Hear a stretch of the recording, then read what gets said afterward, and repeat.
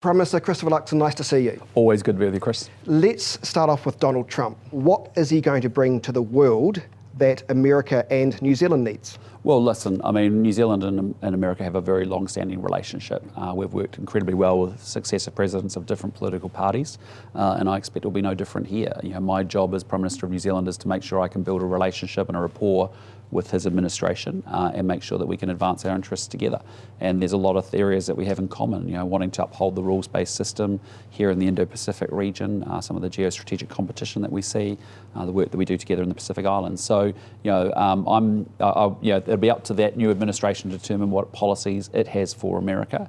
But my job, regardless, is to be able to work with whoever the American people have selected, and I'm confident we can do so. Were you watching the poll results as they were coming in live? I was working, and so I was in a lot of different events at different times, but I was getting snapshots in time. So obviously I caught up with it when I got back home. I think it was at 1 or 2 in the morning when I first sort of managed to have a proper sit down look at it. Why do you think Kamala Harris lost so badly? Yeah, look, I'm just not going to get into that because... Oh, I'm trying. I know, I appreciate you trying, but it's just, my job is not to comment on the internal domestic politics of other countries. My job is to make sure that I can make sure that New Zealand is really well positioned for a future. And if you think about trade in America, you know, like our trade, I think from memory is up like 18%. And so there's a lot of opportunity for us to continue to build a deeper, closer relationship. Have you got his phone number, Trump's phone number? Could you give him a call and say congratulations? I don't, but I'm sure we will have an opportunity to chat in due course. I just appreciate at the moment they will be coming off a very big win. They also have a massive job. The American political system, which I know, fairly well from having lived there for a while, has, I think, something like 4,000 appointments to make before January 20, political appointments. And so they'll be very, very focused on that. But in due course, we'll have a chance to catch up, I'm sure. Do you think Donald Trump's win was the middle finger to the establishment, the middle finger to identity politics, where middle America said, we don't want to be told what to think, how to act, how to behave, where we can and can't go? Perhaps they voted for him because they saw no alternative. I'm going to be really frustrating for you because I'm not going to be a political commentator. My job as Prime Minister is to make sure that is a decision under free and fair elections that have happened in the US. The American people have spoken, they've made their decision. I congratulate Donald Trump. It was a comprehensive win, to win the popular vote, the presidency, the Senate, and likely the House is a big win, a comprehensive win.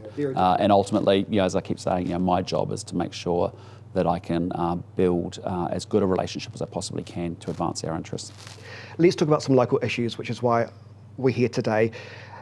The Christchurch City Council sent an email to hundreds of homeowners or a letter saying your insurance could be essentially null and void because of a dodgy engineer that was perhaps giving out consents and he should have been. I mean, they were pretty clear cut as to what they were saying. And now a lot of homeowners are saying to me, well, the council's not taking responsibility, Engineering New Zealand's not taking responsibility. We can be up for $500,000 worth of repairs or consents because of this rogue guy. Does that concern you that the responsibility is now left with the homeowner? Well, it's really the responsibility of the council. That's their responsibility to make sure that the engineering work is signed off into a standard that it needs to be at. Absolutely, but they seem to be taking no responsibility, saying, sorry about this, almost threatening homeowners, saying, we're going to change your limb report if you don't get this fixed. It seems really unfair. Well, I don't know the specifics of the case, obviously, but in a high-level sense, what I can tell you is that councils are accountable for making sure, ultimately, they are the ultimate folk that are accountable for making sure those standards are signed off and held up to the highest possible standards. So, that's an issue that I would expect them to respond to, and you should direct the questions to them. Does this bring to the forefront the whole notion of self-certification? The fact that could we see something similar happen if we allow builders or the local plumber, no matter how good their reputation may be, to be able to self-certify? Well, look, I think what we're proposing is saying, look, we've got a housing crisis in New Zealand. We've been talking about it now for a decade or more. And what we've got is a supply problem. We actually we can't get enough houses built affordably and fast enough. And if you look at our resource consenting times now, it's taking us 19 months to actually get a house consented, a standard house in New Zealand. And that house then costs 50% more to build in New Zealand than it does in Australia. And so that's the problem that our government has as we look at the housing crisis and try and get to the root cause of some of the challenges that we've got. So one of the things we have to do is obviously speed up the consenting process, because it's just taking longer and longer, and it's adding huge amounts of cost, which is ultimately taking that long length time of 19 months plus the 50% more than Australia. So what we're doing is saying, look, for electricians and gas fitters, they actually self-certify. I was in a house from a project home builder, a nationwide builder, and the house that I was in was a 3 or 4 bedroom house, and that was going to have 15 property inspection reports from the council. And one of them was a very simple, they gave me a simple example of, when you build a brick wall, on a brick siding on the side of the house, as the cladding, you can only build it to halfway, and there's a halfway brick wall check to make sure the bricks are actually tied into the wall. In this case, they had an inspector get sick. They couldn't get another appointment done for another 2 weeks, and as a result, the project's held up. That partly contributes to the 19 months to build a pretty straightforward. Sounds like the Christchurch City Council, wasn't it? Christchurch City Council, was it? No, it wasn't. But then the second bit is that then the costs are really expensive. So that's why we're saying, look, if you imagine in that situation where we're saying, look, self-certification with reputable building companies that are low risk is actually being sensible about the regulation that's in place. It's actually what I'd call red tape rather than smart regulation. And you could have a pre-check and a post-check in order to be able to, and then hold the builders accountable with massive penalties, make sure there's good consumer protection in place, and make sure we've got quality building and low risk in that. And if you think about many of the project home companies across the country have built fantastic homes, they've got amazing builders, they know what they're doing really well. Part of it is, so imagine if we do more self-certification. We think we can do also, a lot more visual, video checks and compliance checks as well. We're making sure that we can bring in building products from other jurisdictions that we respect, that have high standards, that would put more competition to the building products part of the market. Chris Pink's already talked about opening up the building, looking at the building consent authorities. I think we have 67 across New Zealand, which means we've got slightly different takes on the building code in each part of the country. And then you're seeing us trying to do practical things like saying, well, if you want to put up to a 60 square metre granny flat on your property, you should be able to do that without a resource consent, which in turn probably saves about $6,500. So if you've got an elder family member, or you've got working kids that are staying at home a bit longer, those are the kinds of things we need to do to unblock the system so that we can do things quicker, and in the process of doing it quicker, we actually do it cheaper, get more affordable housing in place, and get the supply that we desperately need. Speaking of housing supply, announcement today or yesterday with Selwyn, I think 3,500 more homes will eventually come on board, which can be seen as a good thing as our population explodes. But Christchurch City councillors, both on the left and the right of the political spectrum, are saying, well, come on, government, if we're going to do that, we do need some massive upgrades to one of Christchurch's busiest roads. It's quite local here, Brougham Street. Mm-hmm. And the Mayor has indicated he's had discussions with government, and it's not off the table yet. So do you accept, if we're fast-tracking new homes, that we also should do the same in terms of fast-tracking the infrastructure, the roads that will allow the residents to come into the city from Selwyn? Yeah, look, I mean, first and foremost, what I'd say is that it's quite clear that Christchurch and the broader Canterbury region probably has a brain gain going on, whereas we've got lots of people coming into the region, because why wouldn't you? It's a fabulously new. Don't tell too many people though, please. I don't want too many people coming from. Well, I do actually. I tell a lot of overseas friends, if you want to come to New Zealand, Christchurch is an awesome city, because you've got everything you need and nothing you don't, and you've got a brand new built city that's got incredible infrastructure, awesome schools. Stop this! I don't want. That is you've got the challenges of growth, right? And you've actually got people choosing to come and settle in Christchurch because it's a great, fantastic city and a region. So do we need to look at redoing Brougham Street then and think, okay, we understand, we've got all these houses that we're going to fast track, maybe we should say yes to that? Well, on Brougham Street specifically, what the government, as I understand my conversations with Minister Brown about it, is that we are making sure that we get all the pre-inspection places right, the design and the consenting pieces all sorted, and we're going to continue the work on that for sure.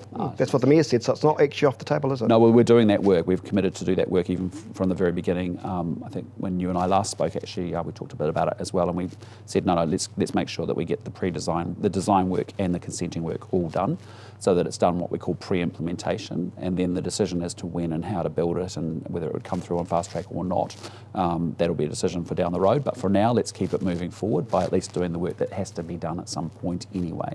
What I'd say in general is that the South Island is, Christchurch has been, it's got a fantastic city with a lot of new infrastructure post the rebuild. We've got a big Christchurch package of projects, transport projects, same in Queenstown. We've got 1/3 of our fast track projects are actually here in the South Island as well. I think 49 out of the 149 are from here. I think we have 8 renewable energy projects from memory. So there's quite a lot of focus going into. There's a new hospital in Nelson. We're going to build a Dunedin hospital at $2 billion in South as well. In other words, there's hope. Yeah, there's a lot of investment coming into the South Island because why? Because it's actually it's a really great part of New Zealand, frankly, as a South Islander saying that. But equally, as you said before, you've got massive growth, for example, in Canterbury, which is a little different from what we're seeing in other parts of the country. Media claim New Zealanders wanted a capital gains tax last week, but the data didn't actually support that at all. It was actually the reverse.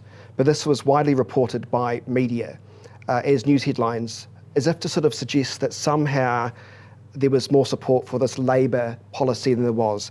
As it's transpired, that was factually incorrect. Does this just play to the notion that many people feel they can't trust what they're reading and what they're seeing now when we have this? And to be fair, I think it was actually the survey company that gave out the misinformation, or they were a bit crafty, let's say that, with the data. But does that concern you that this misinformation plays into... Yeah, look, until you raised that with me, I was unaware of the methodology problems with the survey per se. On the actual substantive issue of capital gains tax, I'd just say to you, we don't tax our way out of a recession. We need to grow our way out of a recession.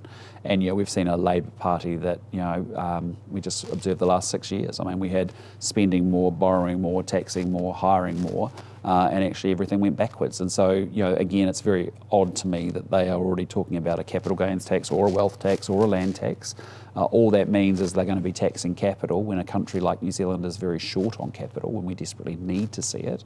And when you start to think about your homes and you might have your savings tied up in a rental property or in your KiwiSaver, or a small business person hoping to sell it for his business for retirement or her business for retirement, that's just it's just not the answer. The answer, as I was talking to today with Canterbury business people, was we need to grow the country, and we have a fantastic future ahead of us, but it does require us to grow our way out of recession, not tax our way out of recession. And that's what I think is the fundamental failing, and that I think when New Zealanders take a step back and actually say, do I really want a capital gains tax on my property, on my business, on my KiwiSaver, on my batch? I just don't see that being something that they're up for. Nor did this survey, but you would think the opposite the way it was reported. Yeah, I'm not aware of the methodology, but it's interesting. Talking about the economy and getting bigger, particularly here in Christchurch, you were at the Christchurch Engine Centre today, which is a joint venture between the American Aerospace company and Air New Zealand. I mean, that's a success story, isn't it? Yeah, look, I mean, it was really inspiring, and obviously it's a business I knew a little bit about from my former life, but what was really inspiring for me is I want to see a lot more of what we just opened today, which is that essentially you had this big global company called Pratt & Whitney that make aircraft engines. They're some of the best in the world. They are all over the world. They're a massive business. You've got a great domestic firm in Air New Zealand, and they've had a collaboration for 23 years, and they've decided to actually expand the facility with a $150 million investment. They will hire 200 more people, engineers essentially. They've already got 400 highly paid engineers there.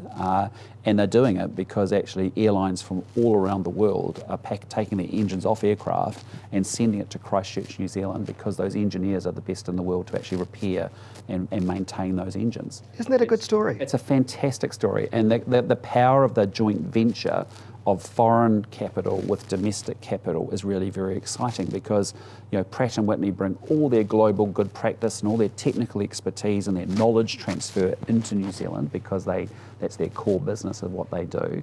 And then likewise, they also bring their capital, and their investment, and to be able to go off and build that new plant and equipment that's going to be there. New Zealanders aren't good though at celebrating success. Well, I just want to see a lot more ambition. I want to see a lot more aspiration, a lot more celebration of success and positivity and achievement, because we have amazing businesses. Even just this week, and even again today here in Christchurch, there's incredible tech entrepreneurs doing amazing things. You've got fantastic engineering school at the university here. You've got an incredible startup culture, particularly in space and advanced aviation.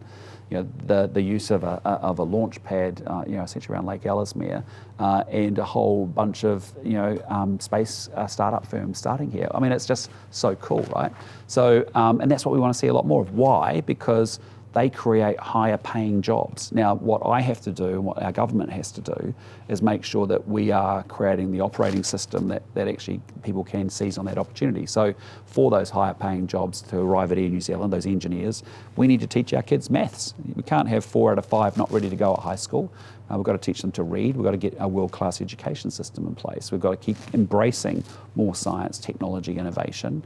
We want to be AI leaders. We want to be, agri-tech leaders. We want to be able to build 4-lane freeways in the South Island and the North Island ultimately. And for that to happen, we've got to have a future workforce that's well educated. And so that's the exciting, because that's higher paying jobs, and that's how we lift the living standards for everybody in the country ultimately. And when I published that story today, a lot of people were welcoming it. They were welcoming the positive news about the local economy in Christchurch. Yeah. Christopher Luxon, good to see you. Thanks for your time. Good to see you too, Chris. Take care, mate. Good to see you.